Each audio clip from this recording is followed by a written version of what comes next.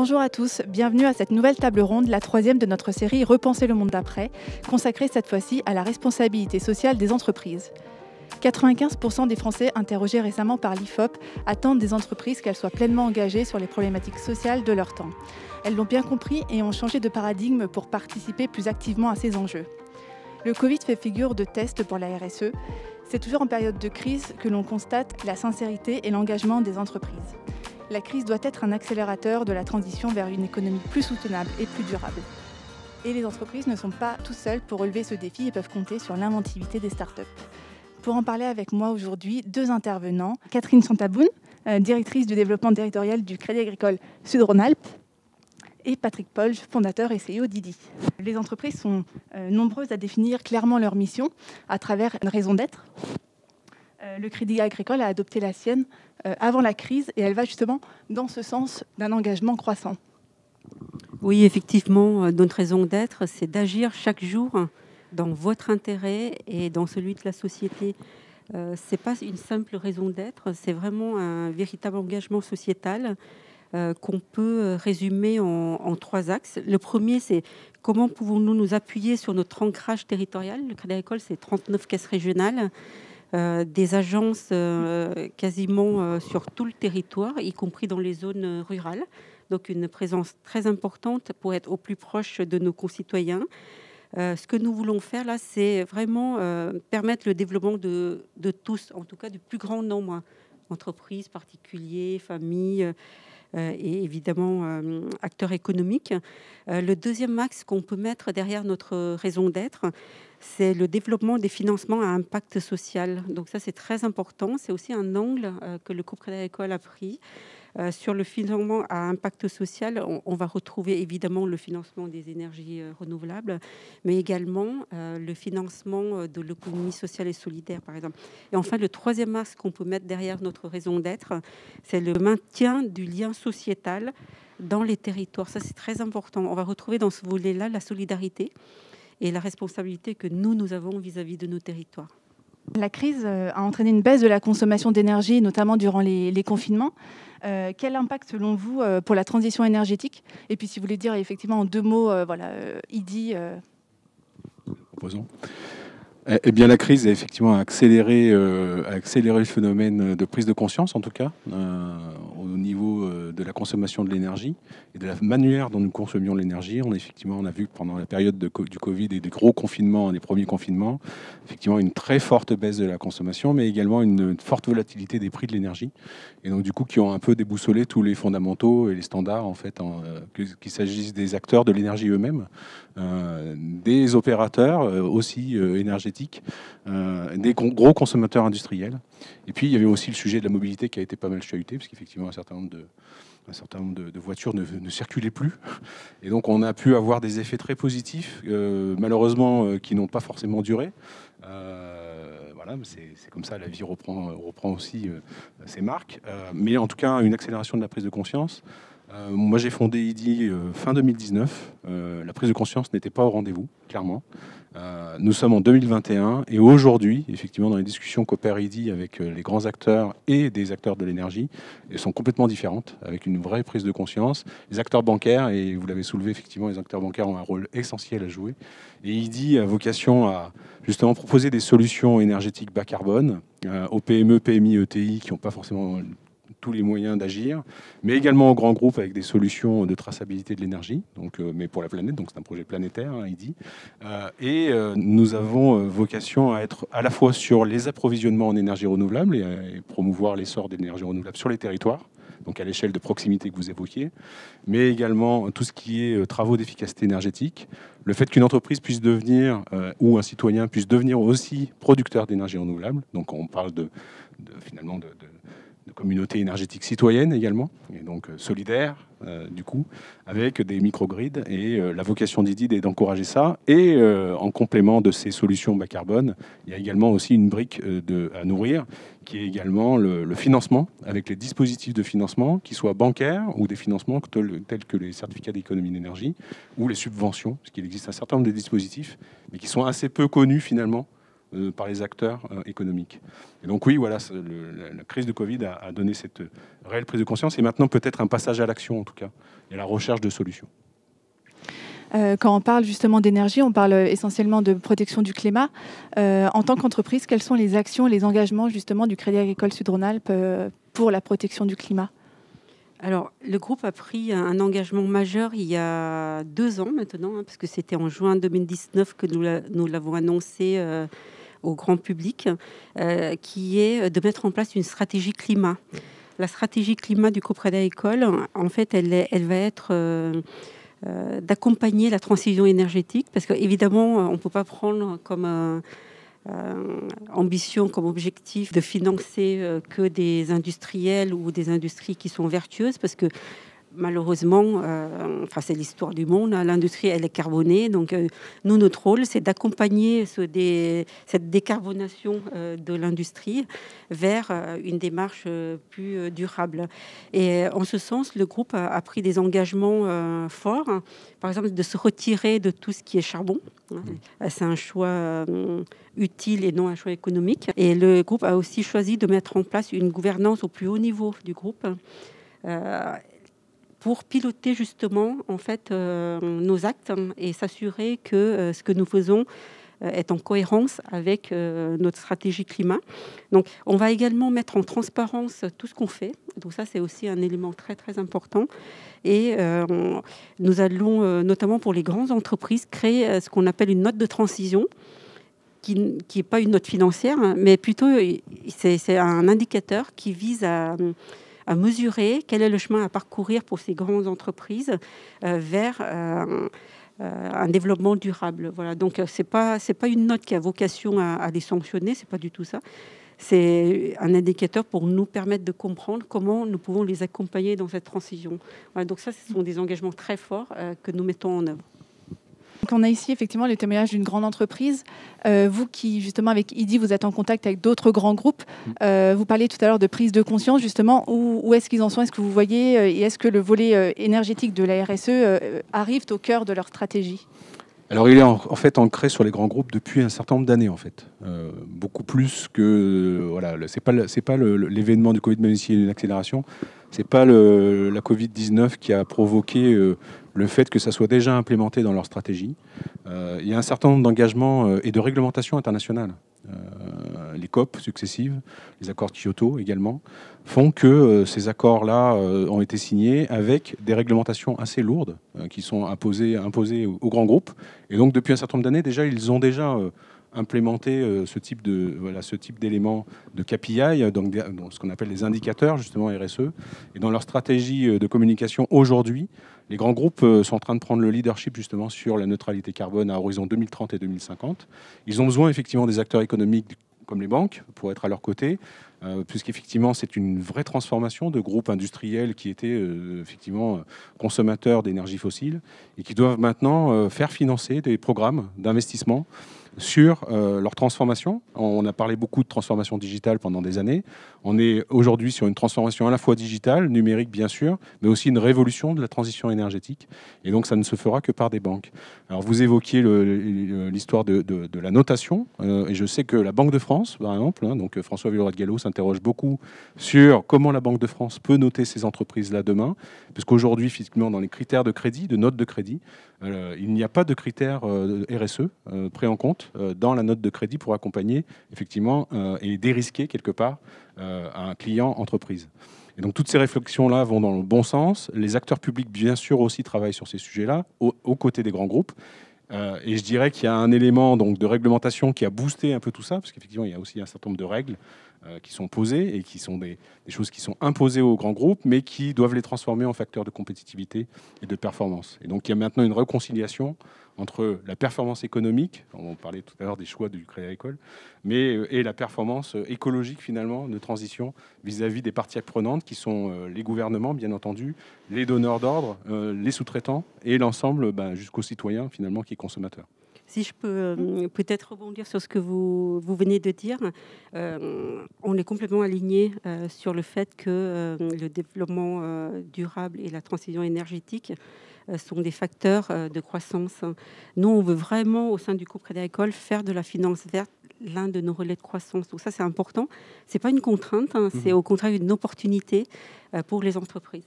Absolument, absolument. Et demain, ça deviendra complètement naturel d'avoir des indicateurs justement RSE, hein, justement pour la soutenabilité du monde durable, puisque effectivement une entreprise doit avoir une double vision, à la fois une vision court terme pour ses résultats de proximité, ses actionnaires également, mais également une vision très long terme pour sa pérennité et la pérennité de l'ensemble à la fois de ses salariés et puis de ses actionnaires. En parlant de normes, justement, d'obligations, tout à l'heure, vous disiez, il y a un décret, justement, qui est relatif aux obligations d'action de réduction de la consommation d'énergie, final dans les bâtiments à usage tertiaire, que ce soit pour le bâtiment public ou privé, qui est passé un petit peu sous silence et qui n'est pas connu, justement, des acteurs. Assez peu connu en fait. Alors c'est une genèse assez longue, hein, puisqu'en fait on part des accords Grenelle de l'environnement, donc ça date un petit peu quand même, de plus de 10 ans. Et récemment, effectivement, la loi Elan et le décret tertiaire, ce qu'on appelle le décret tertiaire, est venu s'écrire, on va dire. Donc c'était le 20 juillet 2019, hein, et l'arrêté de méthode et a été publié au mois de mai 2020. Donc c'est assez récent. Pour autant, le calendrier est assez exigeant vis-à-vis justement des acteurs du secteur des services tertiaires, et les banques en font partie. Dès lors que vous avez une surface au sol de plus de 1000 m², vous devez désagréger vos usages, communiquer ces données énergétiques donc à l'ADEME, qui gère en fait un site qui est la plateforme Opérat, et donc avec une échéance assez courte, puisque l'échéance est septembre 2021. Pour autant, ces dispositifs sont assez méconnus. L'ADEME a communiqué, peut-être pas assez, mais en attendant, elle a fait le job. Pour le coup, il y a beaucoup d'acteurs justement du domaine tertiaire qui ne sont pas au courant de cela. Il faut qu'ils mettent en place des systèmes de mesure et de comptage de la donnée, puisque ce n'est pas à partir de la source de la facture ni du compteur, hein, que ça s'opère. Il faut mettre les données au format et ensuite les publier sur le site Opérat, hein, qui est administré par l'ADEME. Si l'entreprise ne le fait pas, elle est assujettie à une amende de 7 500 € par site. Et donc elle figure dans un shame wall. Et elle doit également considérer ses objectifs à 10 ans, et tous les 10 ans publier l'état des lieux en fait, de son effort justement pour décarboner et réduire finalement sa consommation énergétique. Donc voilà, c'est ce qu'on appelle la loi Elan, le décret tertiaire et l'arrêté de méthode qui a été publié effectivement au journal officiel le 5 mai 2020. Donc effectivement, dans la période de confinement, les entreprises ont un autre focus, c'est de rester vivantes et voilà, d'être complètement concentrées sur leurs activités. Et pour autant, du coup, ça peut être vécu comme une contrainte parce qu'il va falloir qu'ils accélèrent très très vite sous peine de sanctions. Et donc c'est toujours la carotte et le bâton en fait, hein, qui fera agir malheureusement. Et beaucoup de dirigeants en fait sont très conscients qu'il faut qu'ils agissent et que ça peut être un facteur de compétitivité, hein, de performance demain. Pour autant, ils n'ont pas forcément tous les atouts pour pouvoir le faire. Et donc il dit, là aussi, exerce ce rôle de donner, faire beaucoup de pédagogie pour justement appréhender ces sujets de la bonne façon, et en tout cas les connaître d'abord, et ensuite connaître pour agir. Toujours en parlant d'obligations, les entreprises sont soumises à un nouvel exercice qui détaille les actions en matière de RSE, donc la DPEF. Vous, justement, au sein du Crédit Agricole, donc il y a cette déclaration à faire, et même au-delà... Oui, effectivement. Donc, la DPEF, elle est d'abord obligatoire, hein, puisque pour toute entreprise d'une certaine taille, nous l'intégrons de plus en plus de manière sociétale et non pas comme une obligation, en fait. Hein. Ce qui est important de comprendre, c'est aussi un document de communication interne. Nous voulons vraiment que nos collaborateurs, les équipes du Crédit Agricole, prennent conscience et se chargent de répondre, en tout cas de faire vivre tout ce qu'on peut faire de vertueux sur l'environnement et également sur le volet sociétal, parce que là, on parle beaucoup de transition énergétique, mais dans la RSE, il y a aussi l'engagement sociétal, et ça, c'est un élément qui est très, très fort dans l'ADN du groupe Crédit Agricole, puisque nous avons mis en place des dispositifs qui n'existent pas dans d'autres banques. Je peux vous citer l'Agence des majeurs protégés. Nous avons donc créé une agence qui est dédiée aux majeurs protégés, à leurs tuteurs, qu'ils soient qu'ils soient privés ou institutionnels, donc pour les accompagner justement dans leurs besoins. Autre exemple que je peux vous citer, c'est le point passerelle. Le point passerelle, c'est un dispositif que le Crédit Agricole a mis en place pour pouvoir aider les personnes, les particuliers qui connaissent des accidents de la vie, qui les met dans une situation de fragilité. Là où les pouvoirs publics sont là pour les aider, il y a souvent un volet information qu'ils n'ont pas. Et nous, on va leur apporter ces informations. Si vous avez besoin d'aide alimentaire, vers qui vous tournez? On a dédié une équipe de 3 personnes pour faire cela. Alors, on n'est pas dans un accompagnement bancaire, hein, on est vraiment dans un accompagnement social, sans se substituer au pouvoir public, hein, dont c'est le rôle. Voilà. Quelques exemples de ce que nous faisons. Et tout ça, ça figure dans la DPEF. Et en tant que banque, justement, comment le Crédit Agricole Sud-Rhône-Alpes accompagne et encourage les acteurs à prendre le virage de la transition écologique? Alors, dans la transition écologique, il y a peut-être juste un point pour les non-initiés que je suis. Nous, on considère qu'il y a 3 piliers. Le premier, c'est la production d'énergie, vous en avez parlé. Ça, bon, énergie renouvelable, évidemment, hein, photovoltaïque, éolien, etc. Le deuxième, c'est l'efficacité énergétique, vous en avez parlé aussi, hein, les bâtiments, les logements. Et le troisième, c'est la mobilité verte. Et donc, nous, sur ces 3 volets, ce que nous souhaitons faire, c'est évidemment construire, et on en a déjà hein, pour certaines, des offres qui permettent en fait d'aller vers ces transitions. On a des prêts économie d'énergie, on a des prêts à la consommation pour l'automobile verte. Voilà quelques exemples. On a des livrets qui permettent de tracer l'épargne vers de l'investissement socialement responsable. Voilà donc quelques exemples de ce que nous faisons. Alors ça c'est très courant dans ce qu'en font les banques, mais ce qui est important c'est de verdir, et c'est pas juste un mot, c'est-à-dire de pouvoir le prouver aussi, c'est-à-dire cette traçabilité du financement de l'épargne vers la transition énergétique. On parle des entreprises privées, mais les collectivités justement s'embarquent elles aussi dans cette transition énergétique, et peut-être plus que le privé, justement, elles ont un devoir d'ouvrir le chemin. Vous le constatez? Absolument. En fait, chaque métropole, en fait, hein, ou on va dire l'organisation du territoire français, est très décentralisée, et les plans climat aussi sont décentralisés à l'échelle des régions et des territoires. Donc ça, c'est ce qu'il faut avoir en tête. Et donc il n'y a pas de paroi entre ce que fait le gouvernement avec le plan de relance actuel, hein, donc qui est issu du Green Deal finalement européen. Et il n'y a pas de paroi étanche entre ce que fait le gouvernement donc au niveau national et les territoires qui mettent en œuvre effectivement, et les collectivités publiques qui mettent en œuvre les politiques climat. Donc sur les territoires et en plus proche des proximités, des municipalités, des métropoles, au profit des citoyens et aussi des entreprises qui sont des acteurs hein, voilà, des territoires.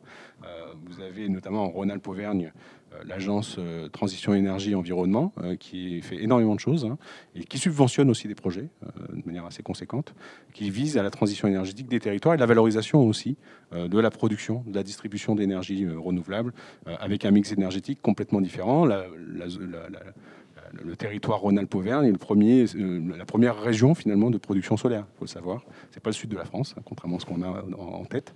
C'est vraiment la région Rhône-Alpes-Auvergne. Et les acteurs publics ont nécessairement à agir jusqu'au niveau du citoyen, voire encourager également tout ce qui est effectivement initiative citoyenne. Donc on parle aujourd'hui de communautés énergétiques citoyennes qui se regroupent en microgrid, et c'est en train de prendre un essor assez conséquent avec une redistribution des cartes quelque part, des systèmes de distribution de l'énergie qui peuvent chahuter un peu les acteurs de l'énergie.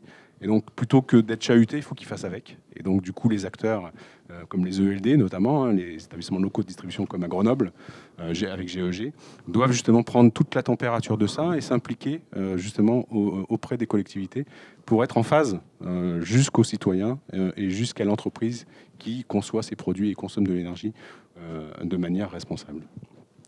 On parle justement des grands groupes, des collectivités. Ce sont des acteurs qui, en général, ont des moyens. Les PME ou les TPE partagent aussi cette volonté, mais peut-être moins cette enveloppe budgétaire. Alors, qu'est-ce qu'on peut leur dire, justement ? Alors surtout, ce qui se passe, c'est que les grands groupes ont déjà un directeur de la RSE, un directeur des achats. Enfin voilà, ils ont une structure qui permet en tout cas d'avoir pris conscience beaucoup plus tôt que les PME, PMI, ETI, ou même si elles ont pris conscience, elles n'ont pas forcément les moyens d'agir. C'est souvent dans une petite TPE, PME, c'est souvent le dirigeant qui prend la décision. Il s'entoure peut-être de son DAF, son directeur administratif et financier, pour pouvoir agir. Mais globalement, quand il se retourne, il n'a pas de directeur RSE, directeur de l'énergie ou un energy manager en interne. Et donc, effectivement, il va commencer à regarder voilà, sur la toile ce qu'il peut y avoir, ou dans son périmètre territorial, ce qu'il peut y avoir comme expertise. Pour autant, il va être un peu perdu. Et donc, la proposition de valeur de EDI, effectivement, c'est de concevoir une plateforme qui s'appelle greenroomenergy.com, qui a vocation justement à donner des guides et à challenger en fait plusieurs experts susceptibles d'accompagner finalement la transition énergétique de ces entreprises-là. Donc, de donner des solutions, qui soient des solutions soit logicielles, des solutions de conseil ou de certification, ou d'optimisation des contrats tout simplement. Mais également, il y a la partie, on parle de budget, d'enveloppe budgétaire. Il y a également tous les dispositifs d'accompagnement financier qui sont très peu connus, je le disais tout à l'heure. Finalement, il y a un certain nombre de dispositifs, comme le ProSmen par exemple, qui permet à une entreprise de faire financer jusqu'à 70% de ses appareils de mesure de l'énergie. Par exemple, ce dispositif-là est coopté entre l'AT2E et EDF. Pour autant, il est très très peu connu. Il a été prolongé jusqu'à fin de l'année 2021. Vous avez des dispositifs de certificat d'économie d'énergie. Le plan de relance vient d'évoquer le fait que les PME, PMI pourraient accéder à un certain nombre de subventions en fonction des fiches, justement, certificat d'économie d'énergie. Et donc, avec un reste à charge pour les entreprises plutôt minimisé, mais elles ne le connaissent pas. Elles ne connaissent pas forcément ces dispositifs. Elles signent souvent des bons de commande avant d'avoir signé des devis. Et du coup, c'est trop tard. Elles ne peuvent plus ensuite revenir en arrière. Et donc, tous ces dispositifs, toute cette pédagogie qu'il faut avoir, c'est effectivement le rôle de EDI et effectivement des solutions que nous proposons pour pouvoir faire en sorte que ces acteurs-là, qui sont un peu loin et qui sont très focus dans leur métier, et ils n'ont pas le choix aujourd'hui, doivent pouvoir externaliser finalement un energy manager, voire customiser des solutions avec des experts qui sont sur une plateforme et qui sont disponibles sur greenroomenergy.com. Là, on parlait effectivement de moyens, vous parliez tout à l'heure de services publics. Pendant la crise, il y a des entreprises qui justement se sont senties investies d'une mission et sont plutôt apparues en substitution, voire en complémentarité des services publics. Je parle notamment dans le domaine de la santé, avec la distribution de masques, le don de matériel médical. Ça va justement dans le domaine de la santé, mais également dans d'autres domaines tels que le patrimoine, ce genre de domaine. Le Crédit Agricole, à ce niveau-là, c'est une nouvelle fois illustré. Oui, tout à fait. Vous avez vu le film de signature du groupe Crédit Agricole qui met en avant ce qu'on appelle les personnes qui sont au front. Donc, c'est un film institutionnel. Je vous raconte l'anecdote parce que ce film-là, il a été tourné avant la crise Covid. Moi, je l'ai vu à Angers lors d'une convention du groupe Crédit Agricole en décembre 2019. Et il est pleinement d'actualité. Depuis toujours, le groupe Crédit Agricole a eu cet attachement, c'est dans nos valeurs, solidarité, responsabilité et proximité, évidemment, que de se préoccuper, en tout cas d'avoir au cœur le développement de nos territoires et de ses habitants. Et dès le début de la crise, en fait, nous avons fait un don de un peu plus de 60 000 masques FFP2 qu'on avait depuis la précédente crise sanitaire, mais qui étaient toujours utilisables au CHU régionaux, on va dire, dans les 3 départements Isère, Drôme et Ardèche. Et nous avons également fabriqué des visières pour les soignants. Donc ça, c'était une initiative d'un de nos collaborateurs. Donc quand on a vu ça, on a acheté une dizaine d'imprimantes 3D et on en a fabriqué, voilà, pour les soignants. Nous avons également accompagné le fonds de dotation du CHU Grenoble-Alpes de manière assez significative, puisque c'est des dons de mécénat à hauteur de 150 000 € sur 3 ans. Pour leur permettre, alors c'était pas lié directement au Covid, mais pour permettre de faire des actions qui pouvaient rendre la vie des malades et des soignants plus confortable, on va dire, en tout cas, amener à améliorer un petit peu le quotidien. Et donc quelques exemples de ce que nous avons fait et qu'on continue à faire, puisque nous avons également pendant cette période en fait concrétiser un partenariat avec le cluster médical, les technologies de la santé, donc toujours dans cette logique d'accompagner tous les acteurs, hein, qu'ils soient des soignants ou de la recherche ou de l'innovation autour de la santé. Derrière cet engagement, il y a la notion de confiance. Les Français font davantage confiance à des entreprises qui sont impliquées justement sur le plan social et sociétal de leur territoire. Vous le ressentez, vous, au sein du Crédit Agricole ? Oui, complètement. On le ressent, et non seulement on le ressent, mais on le vit aussi. Je pense que... Alors, j'aime pas trop faire de la publicité, entre guillemets, mais il y a eu une enquête fin de l'année dernière qui a désigné la marque Crédit Agricole comme étant une des marques essentielles à la vie des Français. Alors, au-delà de ça, et vraiment de manière très modeste, si nous arrivons à être utiles, et si les Français et nos clients en premier lieu, évidemment, continuent à nous faire confiance, finalement, on aura rempli notre rôle. C'est vraiment ça qui nous anime, être ce tiers de confiance, faire les choses dans la réciprocité et en totale transparence et en respect des valeurs qui sont les nôtres, qui sont nos valeurs mutualistes. Nous, on est une banque coopérative, donc nous n'appartenons pas à des actionnaires, on va dire. Hein. C'est le principe d'une banque coopérative, c'est un sociétaire, une voix. Donc que vous ayez 1000 parts sociales ou une, vous avez le même droit de citer. Ça, c'est très important. Et finalement, si c'est ça qui est reconnu et plébiscité par nos clients, on sera la plus heureuse des banques, je dirais. Mais c'est vraiment ça qu'on recherche. Voilà, à être utile, à être reconnu comme quelqu'un d'utile. Et après, nous voulons être là encore dans 100 ans, dans 200 ans. Et pour cela, il faut qu'on ait un modèle économique qui soit équilibré. Et c'est ça qu'on essaye de faire au quotidien, c'est être utile tout en ayant les moyens de continuer à l'être sur la durée. La crise, justement, elle a fait prendre conscience de cette urgence climatique. Alors, les jeunes générations, elles étaient déjà engagées depuis quelques années sur ces notions-là. Est-ce qu'elles peuvent justement pousser, est-ce que cette pression citoyenne peut encourager et faire pression sur les entreprises à engager plus rapidement et durablement cette transition ? Mais en fait, je dirais que les entreprises aujourd'hui, à la fois pour leurs clients et leurs collaborateurs, ont un risque de réputation.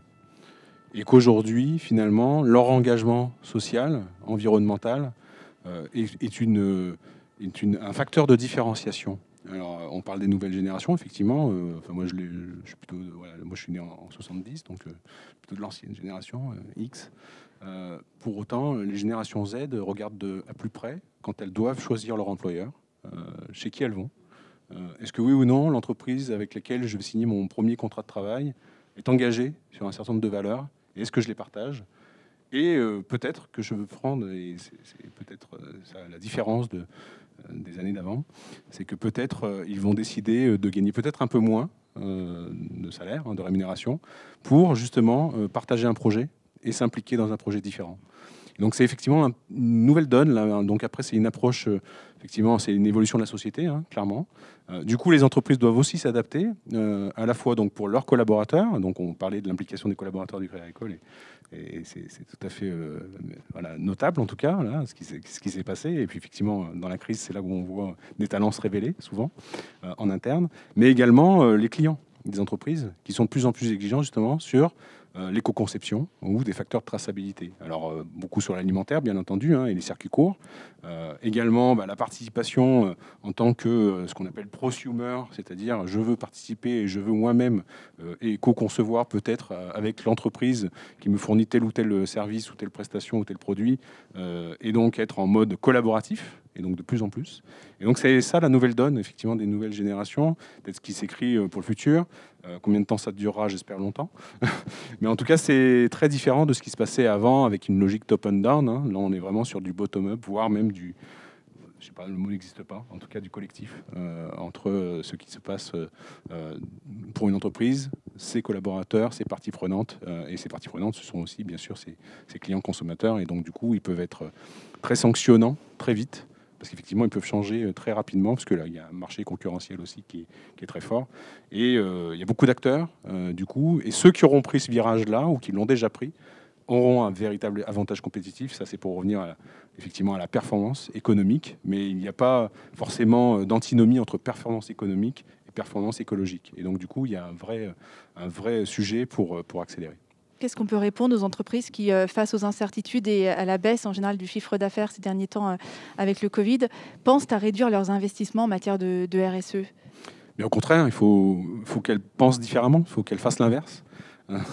Parce que même si elles sont très focus sur leur métier et qu'elles ont de toute façon une obligation finalement pour rester, survivre, également s'engager finalement sur quelque chose de beaucoup plus durable que l'activité court terme. Et donc elles doivent repenser finalement leur mode d'opération, leur processus, leur façon de consommer l'énergie sans doute, leur façon d'éco-concevoir ou de concevoir leurs produits. Elles doivent assurer effectivement aussi la flexibilité de ce qu'on appelle le réseau et donc consommer de manière responsable de l'énergie, impliquer les collaborateurs. Effectivement, ça c'est extrêmement important parce que c'est pas une décision d'un homme seul aux manettes d'une entreprise, c'est aussi avec l'ensemble des collaborateurs qui va pouvoir justement œuvrer. Et je dirais que c'est peut-être contre-intuitif de dire je vais investir sur la RSE, mais clairement c'est incontournable si on veut qu'une entreprise soit pérenne, en tout cas dans l'avenir. Parce que les grands groupes qui vont être des donneurs d'ordre vont exiger un certain nombre du coup d'actions RSE. Et du coup, ce sera les entreprises qui auront fait le nécessaire qui survivront et répondront aux appels d'offres et l'emporteront. Donc voilà, il y a un vrai sujet au contraire d'accélération de la part de ces entreprises et IDI est là pour les aider. Le risque en parlant de RSE, c'est de tomber dans le greenwashing. Le contraire, justement, c'est de montrer par les chiffres qu'on ne fait pas de greenwashing et qu'on est engagé dans une démarche sincère. Alors, c'est très important ce que Margot vient de dire. C'est la notion de preuve. Je pense que ça vaut pour tout. Vous pouvez parler. Si derrière, vous n'avez pas de preuves concrètes, votre communication, votre parole, elle va se retourner contre vous presque. Donc nous, au-delà d'être un financeur vert, nous investissons également dans la production d'énergie, nos fonds propres.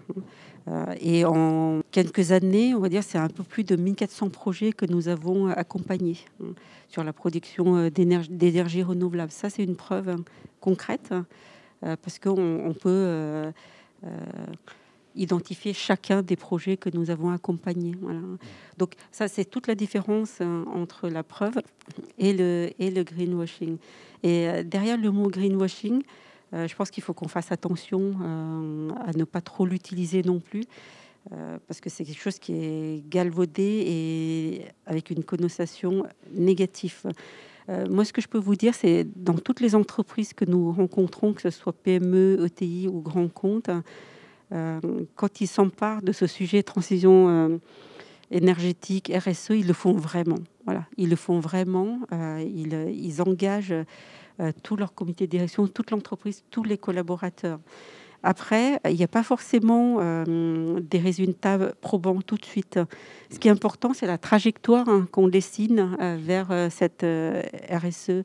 Et je pense que tout un chacun, qu'on soit particulier, entreprise, petite ou grande, toutes les initiatives que nous prenons au quotidien, comme par exemple nous, de faire travailler les entreprises locales pour réduire l'émission de CO2, tout simplement, par exemple, et puis les accompagner eux aussi dans leur activité et leur croissance, ça peut paraître évident, mais ça l'est pas autant que ça. Ça veut dire qu'on va aller vers le mieux disant et pas le moins disant. Donc ça, c'est des choix aussi qu'une entreprise peut faire, quelle que soit sa taille. Et chaque geste, chaque décision que nous prendrons va contribuer à nous aider à aller vers cette trajectoire vertueuse de la RSE. Voilà, c'est ça qui est important, je pense. Il ne faut pas s'attendre à ce qu'il y ait des bouleversements du jour au lendemain. C'est forcément un temps un peu long.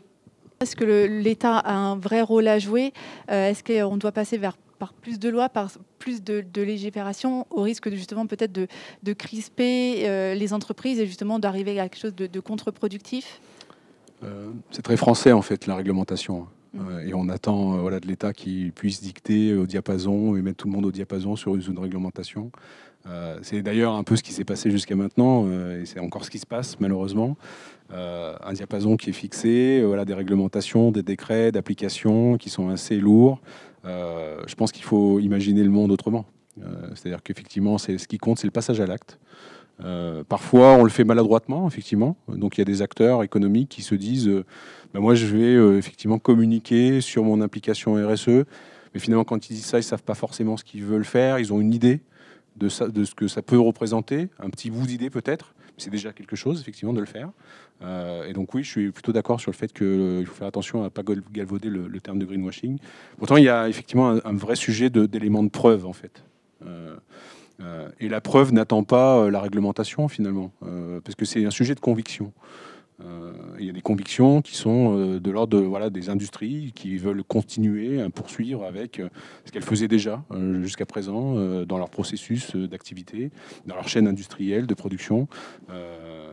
Elles ont bien conscience qu'il faut qu'elles fassent quelque chose. D'ailleurs, elles sont sanctionnées quand elles ne le font pas. Et donc, elles ont bien conscience qu'il y a de la réglementation aussi. Mais pour autant, elles auront beaucoup plus à gagner, justement, à anticiper et à être vecteurs, justement, d'une performance éco-responsable, plutôt que d'attendre ou d'être sous, justement, le feu d'un coup près qui peut tomber ou d'une pénalité. C'est, à mon sens, pas le débat. En fait, le vrai sujet, c'est que ces entreprises-là, ou même les acteurs économiques que nous sommes, nous, citoyens, chacun à son niveau, peut pouvoir agir et doit pouvoir agir, sans forcément attendre effectivement que l'État soit dirige les choses, ou attendre même des pouvoirs publics qui puissent nous donner la consigne en fait d'agir. Je pense qu'on n'a pas besoin forcément de ça. C'est un collectif en fait. Il n'y a plus rien qui peut se passer aujourd'hui, et notamment avec la crise de Covid et après la crise de Covid et post-Covid. C'est ce que ça va nous dicter. C'est qu'il n'y a plus rien qui est possible tout seul dans son coin. Donc voilà, c'est ce qu'il faut avoir en tête. Et ok, l'État fait des choses, c'est très bien, parfait. Mais il n'est pas le seul à pouvoir décider. Et au niveau décentralisé, il y a effectivement les collectivités publiques qui font pas mal de choses. Mais chacun de nous, en fait, nous sommes acteurs de notre futur, en fait. On arrive un petit peu à la fin de notre table ronde. Un dernier mot chacun peut-être sur la façon dont vous voyez justement le monde de l'après-Covid en matière de RSE, si vous avez des espoirs, des intuitions. Alors, moi, je ne suis pas la boule de cristal, mais ma conviction, c'est qu'on aura un monde post-Covid qui sera sur certains aspects semblables à ce qu'on a connu avant la crise, sur les aspects liens social, notre vie, en fait, voilà, la vie qu'on avait avant, c'est-à-dire les loisirs, le patrimoine, le spectacle, la culture, etc., la consommation. Et puis un monde post-Covid qui sera différent de celui qu'on a connu. Et moi, j'ai la conviction que ce monde-là, il sera beaucoup plus porteur de sens. Il aura des citoyens, des personnes, des acteurs économiques qui seront tous engagés. Ça, nous, on l'a senti vraiment. C'est-à-dire cette responsabilité, cette conscience, en fait, de ce qui est... de ce qu'il faut faire, etc. Vous parliez de sens avec les jeunes qui cherchent à rentrer dans une entreprise qui peut leur offrir cela. En tant que consommateur, par exemple, vous voyez l'avènement du bio, du circuit court, etc. Tout ça, ça va dans un sens de prise de conscience, finalement, de préservation de nos ressources, d'une consommation plus responsable aussi. Et ça, je pense que c'est quelque chose qui va vraiment s'ancrer dans la durée. On ne reviendra pas en arrière. Et ça, c'est plutôt très, très positif de mon point de vue. Ce qui me concerne, moi, c'est l'espoir que tu as évoqué, Margot. C'est effectivement l'espoir que les choses se réinventent, en fait. Elles se sont réinventées dans la crise. C'est souvent, alors, au sens du mot crise, enfin, on peut y donner plusieurs sens, qui n'est pas forcément celui du monde occidental. C'est de la crise que naît parfois, effectivement, et du chaos que naissent les nouveaux mondes. Et donc, on peut imaginer que le monde d'après, s'il y a un monde d'après, moi, je suis au moins à dire qu'il y avait un monde d'avant et un monde d'après. Je pense que ce sera le même monde, mais différent. Et on aura dû penser à certaines choses. Moi, comme je le disais en introduction au préalable, j'ai vécu 2019 et j'ai essayé de pousser des solutions justement de preuve de la traçabilité de l'énergie, par exemple avec la solution Ego, proposée par IDI. En 2019, tous les acteurs économiques que je rencontrais, fournisseurs d'énergie, distributeurs d'énergie, grands réseaux comme Enedis, RTE, etc., ou des grands acteurs de fourniture d'énergie, des grosses firmes énergétiques, me disaient: Patrick, il n'y a pas de marché pour ça. Donc nous n'accompagnerons pas ta solution, parce qu'il n'y a pas de marché vis-à-vis de la traçabilité de l'énergie renouvelable et l'approvisionnement en énergie renouvelable pour les entreprises. Les entreprises achètent des certificats de garantie d'origine, c'est légal, et donc c'est comme ça que ça va se faire, et il n'y aura pas de marché pour ta solution. Nous sommes en 2021, et aujourd'hui j'ai beaucoup d'oreilles qui écoutent justement sur ce type de solution de traçabilité. Comme quoi, le monde change quand même, pendant le Covid. Et donc après, on peut juste nouer des espoirs sur l'essor de ce type de solution sur la planète. En tout cas, ce qui est sûr, en vous écoutant, Patrick, il y a une chose qui existe et qui s'est renforcée, je trouve, c'est notre capacité à nous adapter, donc cette résilience. Pendant cette crise, on a eu des entreprises qui ont bien résisté, qui sont réinventées, puis d'autres qui ont eu plus de difficultés. Mais même celles qui ont plus de difficultés, elles ont agi. Voilà, donc je pense que c'est cette capacité à nous adapter qui est très, très porteur d'espoir, comme vous le disiez tout à l'heure. Et c'est ce qui nous garantira, je pense, une relance dynamique, telle que les indicateurs le prévoient. Donc, voilà, espérons que ça se confirme. On va terminer sur cette note pleine d'espoir. Merci à tous les deux pour vos éclairages. Merci. On a vu donc que la crise du Covid a montré toute la légitimité et la pertinence de la RSE. Loin d'être un fardeau, elle peut et doit être un levier de performance et un axe stratégique pour les entreprises. Les consommateurs et les investisseurs sont de plus en plus sensibles au rôle sociétal joué par les entreprises. Il sera donc difficile pour les dirigeants, quels qu'ils soient, de faire l'impasse dessus. Merci beaucoup à tous les deux. Nous vous donnons rendez-vous à une prochaine table ronde qui, elle, sera cette fois-ci dédiée à la cybersécurité. Merci beaucoup.